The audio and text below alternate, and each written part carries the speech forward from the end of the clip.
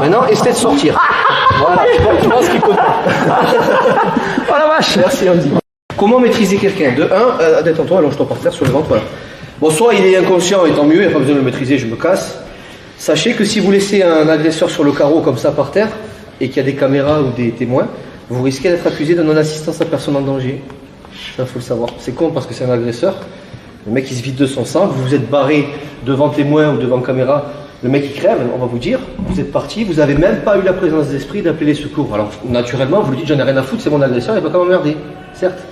Mais ça reste un être humain quand même. Donc, le mec, au minimum, on ne vous demande pas, comme je dis souvent, d'arriver bouche à bouche et compagnie. Juste appeler, voilà, j'ai été victime d'une agression, telle personne, elle est en train de se vider de son sang, telle adresse, voilà, venez vite. Au moins, on ne peut pas vous dire, vous l'avez laissé crever comme un chien sur le trottoir. C'est la théorie qui veut ça, hein. Après, vous faites ce que vous avez à faire. S'il n'y a pas de témoin, je plaisante. Je plaisante, bon, bref, voilà, non, mais c'est complexe, mais je plaisante. Si vous pouvez, vous appelez. De toute façon, il faut appeler, hein, mais au minimum, vous allez porter plainte directe avant que lui se relève et y aille. Parce qu'il va y aller, hein. Donc, dans l'idée, c'est ça. Bref.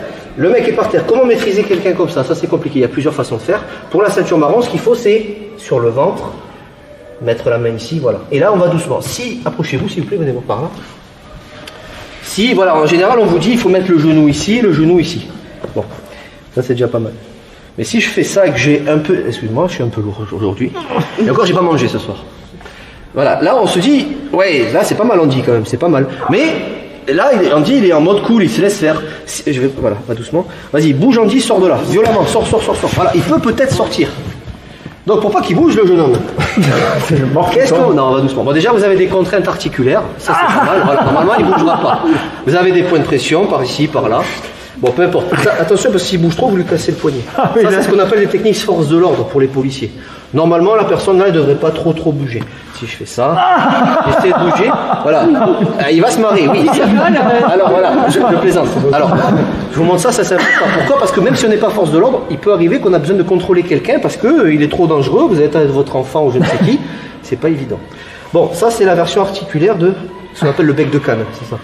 Maintenant, ça c'est bien, mais on va rajouter ce que je dois faire pour la ceinture marron, c'est-à-dire le poids du corps. Si vous mettez que votre bout du genou ici, et un bout du genou est là, c'est déjà pas mal, mais ça suffira pas. Le mec, je vous l'avais vu, il peut sortir. Il y a des gens, ils sont capables, sous la nervosité ou l'énervement, de se casser tout seul le bras, de sortir, et après, bon, il va couiner le lendemain, mais il va sortir le gars. Sous les nerfs, et les gens, la douleur, ils la sentent pas, ils sont capables de se péter les bras. Donc pour éviter ça, donc on peut faire la contrainte articulaire, mais on va surtout monter le milieu du tibia. Et là, on va y aller mollo, que je te fasse pas mal. Donc là, tu vas te sentir plus. Maintenant, essaie de sortir. Voilà, je pense qu'il peut pas. Oh la vache. Merci Andy. Ça va aller? Ouais, c'est tout nickel. Je pars à New York dans 2 semaines. Non, t'inquiète. Juste, t'as prévu un ostéopathe ou pas? C'est bon. Oh la vache. T'inquiète pas, ça c'est la douleur du commencement. On découvre qu'on avait un poignet en fait. Ah oui, excuse-moi, t'inquiète pas. Non, je suis pas fou, normalement je brise pas mes élèves, du moins le premier cours en général. Ouais. Surtout les cours d'essai, on les laisse, et dès qu'ils sont inscrits, ils disent vas-y, je mords, ça fait que 3 cours que je suis là. On lui tombe dessus. D'accord? Normalement on lui tombe dessus. Plein pot. D'accord? Ça c'est militaire pour briser quoi, dans l'idée. Donc, ce que je vous disais, là voilà, lui encore ça va. Voilà, il a quand même l'épaule qui monte jusqu'ici. Il y en a, à peine on fait ça, aïe, ça couine. Normalement, pour contrôler quelqu'un ici, il faut que le bras, le coude, soit au-dessus. Il ne faut pas qu'il soit ici, dans l'idée. Maintenant, après, on fait ce qu'on peut avec ce qu'on a, d'accord? Dans l'idée, voilà. Déjà, ici, il y a une contrainte. Donc là, vous avez plusieurs contraintes. Vous avez une contrainte au niveau de l'épaule. On va doucement, tu me dis stop.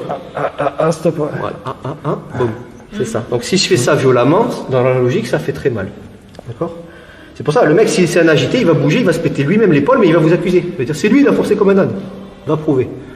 Pour ça, non, je plaisante. Donc, les points d'appui, genou, tibia dans le creux des reins, dans l'idée, le coude au-dessus, hein, on le tient. Attention qu'il ne vous en mette pas une, hein.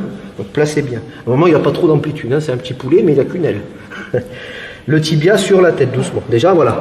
Là, regardez, là, on se dit, je contrôle. Là, ça va, normalement, c'est ce... Tu me dis sinon. Ouais. Là, ça va. Là où ça va vraiment commencer à contrôler, c'est votre poids du corps. Mon poids du corps, à moi, mon centre de gravité, il est à l'arrière, il est là, enfin il est là. Donc si je me penche, je me mets à genoux, il faut que mon centre de gravité arrive sur lui. Je me dis stop, là j'y suis. Donc là, on commence à contrôler la personne. On ne contrôle jamais vraiment, il va m'éjecter, il risque de partir, hein, mais c'est compliqué. Il y a toutes les variantes, arrête de bouger avec un doigt dans l'œil, dans la narine, ou j'en sais rien, ça se voit peut-être pas. Bon, ce que je vais vous montrer, c'est la clé, le bec de canne, là, ce qu'on appelle le bec de canne. L'idée, c'est qu'on crée une cale ici au niveau du coude. Donc, soit la main, là, c'est mon... attention, c'est en plein sur le génital, là. Donc, dans l'idée, vous créez une cale, mais vous serrez, pour pas qu'il vous en colle une. Mais il y a la cale, il ne peut pas reculer. Et à partir de là, vous faites votre bec de canne. Il faut attraper à peu près au niveau des doigts. Et vous allez dans le sens du coude. Comme si vous vouliez replier, comme si vous vouliez que ses doigts, ils touchent son coude. Allez, montre-moi ta souplesse. Voilà, et pas souple. Si tu souhaites aller encore plus loin, à savoir décupler tes connaissances en self-défense, devenir confiant et efficace en situation réelle, mais ce que je t'invite à faire, c'est à cliquer juste ici.